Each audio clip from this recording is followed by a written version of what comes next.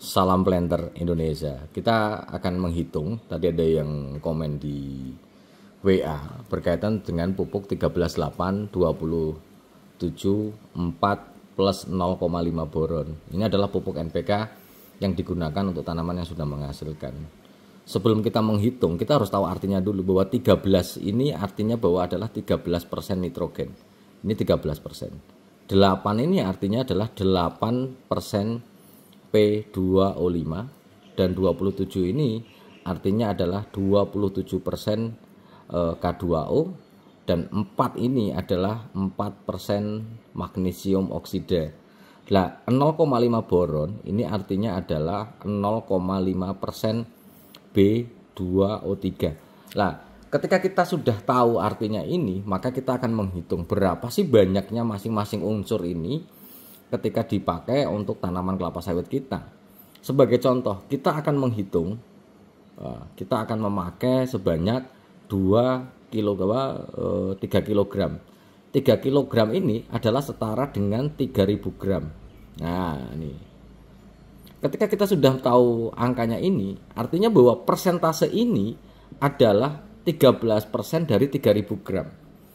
Maka kalau dalam penghitungannya, oke. Ini penghitungannya adalah nitrogen sebanyak dari 3000 gram adalah 3000 gram dikalikan 13%. Sama dengan, kita akan menghitungnya 3000 kali 13% sama dengan 390 gram. Jadi ketika NPK kita gunakan adalah 3 kg, maka nitrogen yang diberikan kepada tanaman kita adalah 390 gram.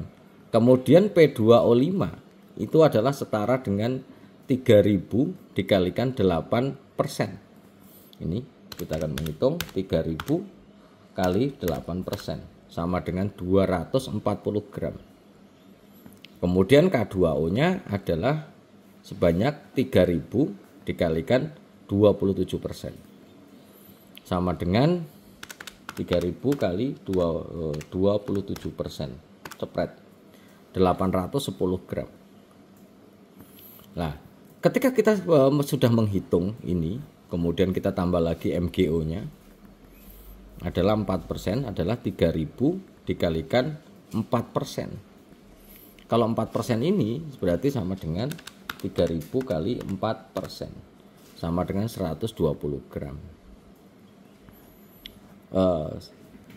Sahabat Brolo semuanya, setelah kita menghitung ini, kemudian ini ada unsur hara mikro tambahannya adalah B2O3 nya adalah 0,3000 gram dikalikan 0,5%. Ini 3000 kali 0,5% sama dengan 15 gram. Nah, ketika kita sudah menghitung seperti ini sahabat Brondol, kesetaraan unsur hara yang terkandung di dalam 3 kg NPK 13,8,27,4 kita sudah bisa memperkirakan. Lah, kalau Pak Pendi kesetaraannya dengan ureanya berapa? Oke, kalau kita mau ngitung kesetaraan dengan urea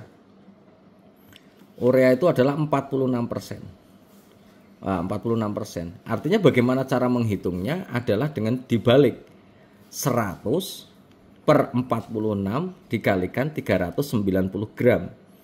Ini sama dengan 100 per 46, jadi 100 per 46 kali 390 gram, 847,8 gram urea. Ini jadi angka yang 13% ini, 13% yang terkandung di dalam NPK 13,8 itu kalau nitrogennya adalah setara yang terkandung dalam 847 gram urea ini. Nah, ini kesetaraannya itu ini. Jadi ketika kita mau menggunakan dalam penghitungan unsur hara yang dibutuhkan oleh tanaman, terkadang kita bingung kenapa urea kalau kita pakai pupuk tunggal itu nitrogen yang diberikan itu lebih banyak dibandingkan nitrogen yang ada di NPK. Contohnya kalau kita menggunakan ini 800, padahal kita pakai urea itu adalah 2 sampai 2 kg atau bahkan sampai TM tertentu kita menggunakan 3 kg. Yang harus diingat bahwa faktor nitrogen yang ada di urea ini adalah bahwa kita juga harus menghitung faktor penguapan. Sehingga yang tidak boleh salah kaprah adalah bahwa di dalam NPK 138274 plus 0,5 boron yang terkandung di dalam NPK ini adalah NPK dengan bahan muatan liat atau bahan pengikatnya liat. Yang ini adalah slow release. Sementara nitrogen yang ada di urea adalah fast release. Jadi faktor penguapan amoniak itu terjadi. Ini makanya kalau sahabat The Bronol akan berhitung, maka jumlah nitrogen yang diberikan melalui urea itu akan jauh lebih banyak karena faktor kehilangan dari penguapan volatilisasi amoniak itu akan terjadi, sementara di NPK sangat sedikit sekali.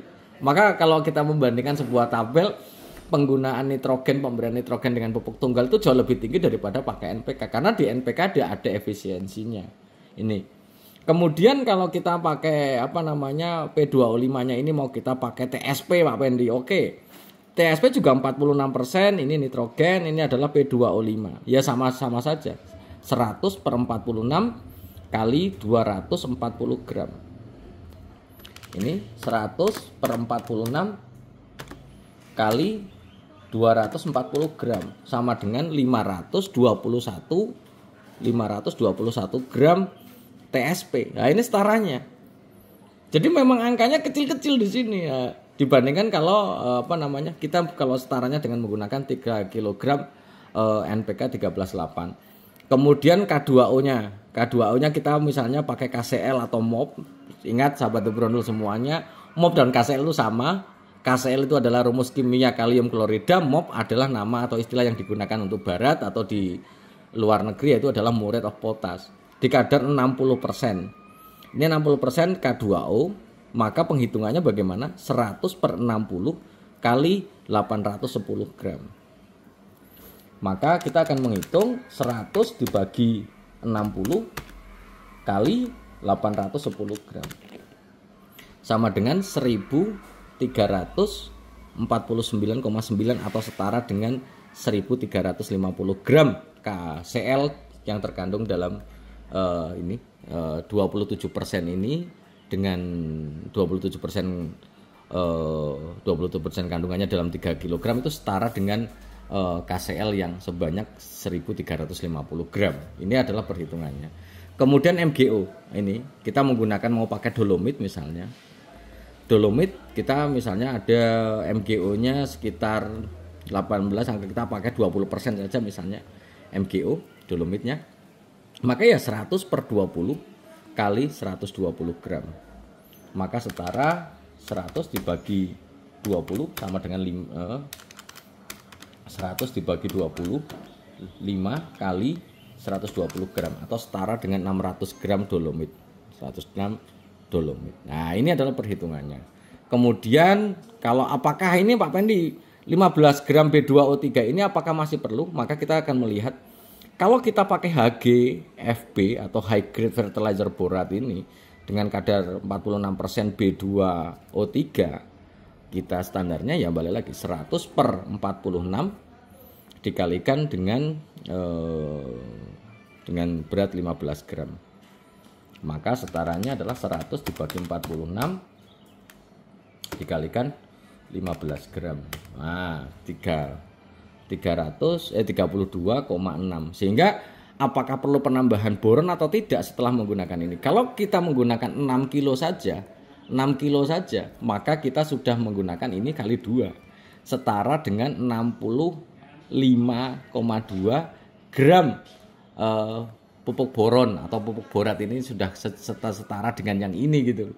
Jadi kalau kita sudah pakai 6 kilo maka boronnya sebenarnya tidak perlu ditambahkan. Kalau perlu ditambahkan adalah sangat sedikit sekali dan jika memang di lapangan terjadi gejala kekurangan. Mungkin gara-gara tanahnya itu adalah tanah yang miskin sekali dengan kadar boron ya mungkin saja terjadi defisiensi. Tapi secara umum, secara hitung-hitungannya sebenarnya tidak perlu bahwa kalau sudah pakai 6 kilo ini setara 3 kilo aja 32,6 gram pupuk boron atau pupuk borat, maka kalau pakai 6 kilo sudah setara dengan 65 gram, 65,2 gram, maka tidak perlu lagi.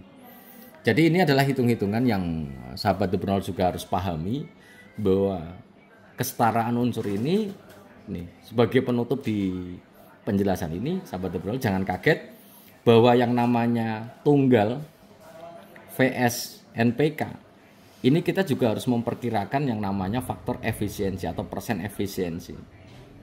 Bahwa NPK ini didesain adalah slow. Ini slow. Kalau yang tunggal ada yang slow, yaitu adalah dolomit dan rock fosfat. Yang fast release adalah urea dan KCl. Ini yang membedakan. Mungkin itu aja sih yang dapat saya sampaikan di kesempatan yang berbahagia ini. Ini adalah penjelasan dari Debronol bicara tentang pupuk tunggal. Sehingga ini urak-urakannya ini penjelasannya secara gamblang. Semoga bermanfaat bagi sahabat Debronol semuanya, dan salam planter Indonesia.